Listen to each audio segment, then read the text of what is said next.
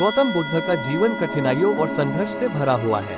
उनके जीवन की यात्रा हमें काफी कुछ सिखा कर जाती है। कठिन परिश्रम, दृढ़ संकल्प और सहानुभूति के माध्यम से हम अपने जीवन में किसी भी लक्ष्य को प्राप्त कर सकते हैं।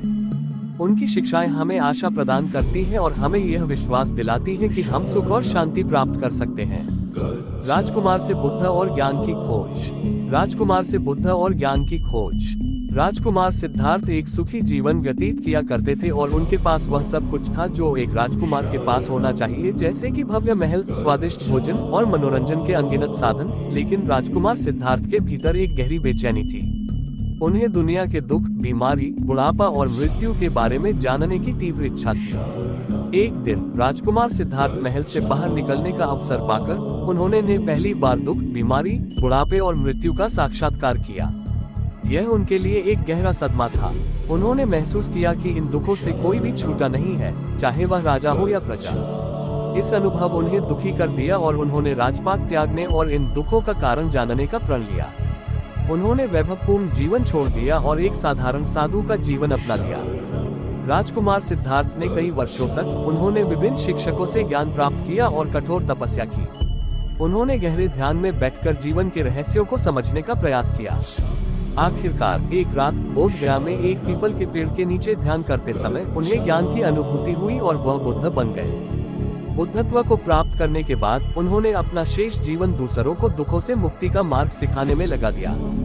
उन्होंने 4 आर्य सत्य और अष्टांगिक मार्ग की शिक्षा दी, जो दुख से मुक्ति का मार्ग प्रशस्त करते हैं। सीख। गौतम बुद्ध की कहानी हमें ये सिखाती है कि सच्ची खुशी भौतिक सुखों में नहीं, बल्कि ज्ञान और करुणा के मार्ग पर चलने में मिलती है।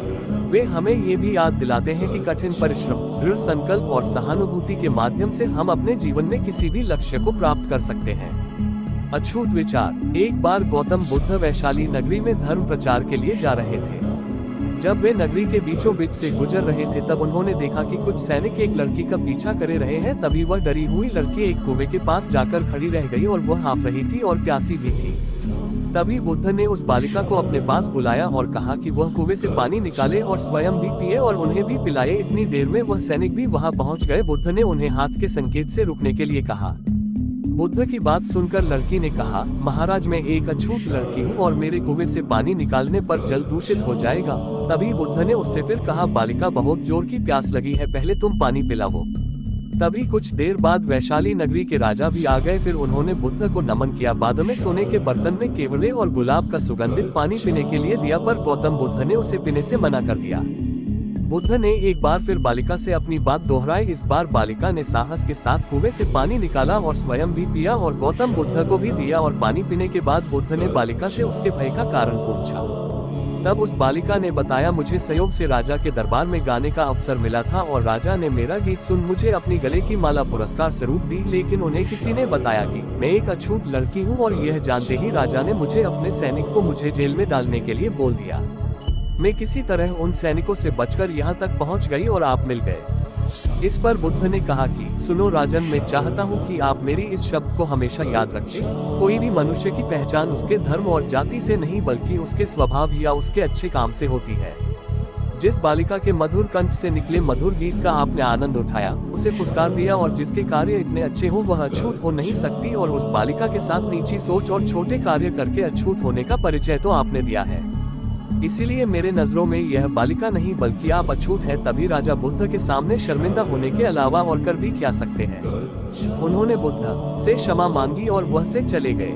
सीख। इस कहानी से हमें ये सीख मिलती है कि कोई भी इंसान अपने कार्यों और कर्मों से बड़ा बनता है, बल्कि अपने धर्म या जाति से नहीं। शिष्य की कहानी। गौतम बुद्ध के मठ का ये नियम था कि उनका कोई शिष्य जब भी कभी बुद्धत्व को प्राप्त कर लेता तब उसे कहा जाता कि एक दिशा में चले जाओ और आसपास के जो लोग हैं उनका ज्ञान वर्धन, उनकी जो आत्मा और चेतना जागृत करने का प्रयास करो और उनको सद्मार्ग पर लाना है।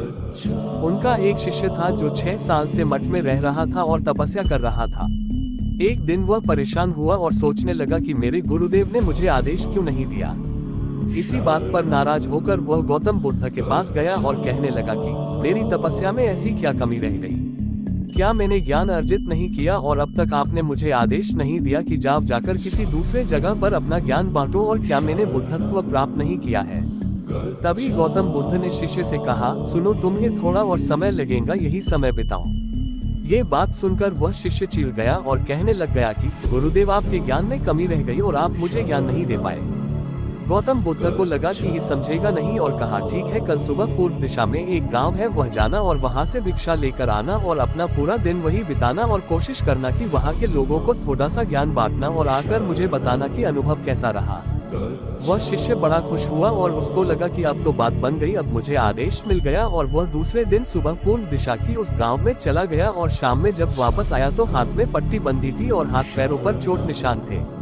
ये देखकर गौतम बुद्ध ने उस शिष्य से पूछा कि ये क्या हाल कर लिया। तब उसने बताया कि आपने मुझे कैसे गांव में भेज दिया और वहां पर जब मैंने भिक्षा मांगी तो लोग मुझे डांटने लगे और भगाने लगे। एक व्यक्ति सिर्फ वहां पर मुझे भिक्षा दी, वो भी जमीन पर फेंककर, और कहा कि ले जाओ इसको।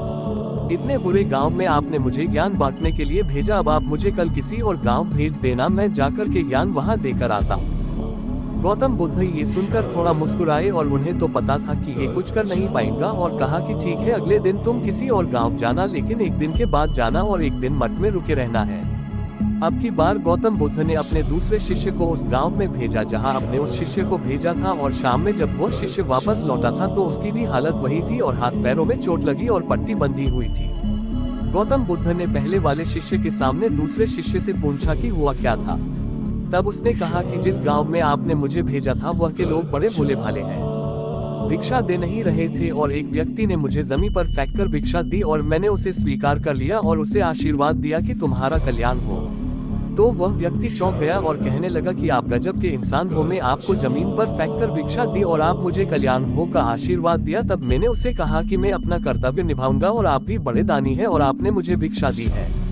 उसके बाद में जब वह से निकल रहा तब मैंने देखा कि एक बच्चा बीमार था और मैं जंगल में गया तब वहां से जड़ी बूटी लाने, और जब मैं लौट रहा था तब कुछ लोगों ने मुझे पकड़ लिया और पूछने लगे कि यह जड़ी बूटी कहाँ लेकर जा रहे हूँ। तब मैंने उनसे निवेदन किया कि मुझे छोड़ दो, एक बीमार छोटे बच्चे की मदद करनी है, और तब उन्होंने मुझे छोड़ दिया। जब मैं गांव में वापस आकर उस बच्चे की मलहम पट्टी कर रहा था तो तभी गांव वाले मुझ पर हमला करने लगे। तब उस दानी व्यक्ति ने जिसने मुझे जमीन पर फेंककर भिक्षा दी थी उसने गांव वालों को रोका और कहा कि यह ठीक व्यक्ति है और इसे अपना काम करने दो। जब मैंने जड़ी बूटी लगाई तो बच्चा ठीक हो गया और सब मेरे लिए तालियां बजाने लगे। सभी गांव वाले कहने लगे कि कल फिर आएगा गुरुदेव, मुझे कल फिर उस गांव में भेजिएगा क्योंकि वह बड़े ही भोले लोग हैं, समझते नहीं है, बस प्यार बहुत है। और अब की बार कोशिश करूंगा कि थोड़ा प्यार और उनके पास पहुंचाने का और ज्ञान उन तक पहुंचाने का। वो सब ज्ञानी तो लेकिन बस जब अनजान व्यक्ति से बात करने में डरते हैं। वो जो पहला शिष्य था जो एक दिन पहले उसे गाँव में गया था वह सुन रहा था और समझ रहा था और गौतम बुद्ध की चरणों में गिरकर बोला कि गुरुदेव, कमी तो मुझ में ही थी, आपने ज्ञान तो बहुत सारा दिया लेकिन मैं उसे आचरण में नहीं ढाल पाया और मैं अहंकार को ऊपर रखा और उसी गांव के लोगों को पहचान नहीं पाया और मार खाकर चला आया। और मार तो इन्होंने भी खाए लेकिन इनका अहंकार मिट चुका है और ये समझ चुके हैं कि वह लोग भोले भाले हैं और हमें उनसे अलग तरीकों से व्यवहार करना होगा और ज्ञान को आचरण में ढालकर उन लोगों तक पहुँचाना होगा। सीख, अच्छा इंसान बनने पर ध्यान दीजिए, अच्छा समय अपने आप चला आएगा। हम अच्छा समय लाना चाहते हैं लेकिन अच्छा इंसान नहीं बन पाते हैं और सारी गड़बड़ बस यही हो जाती है।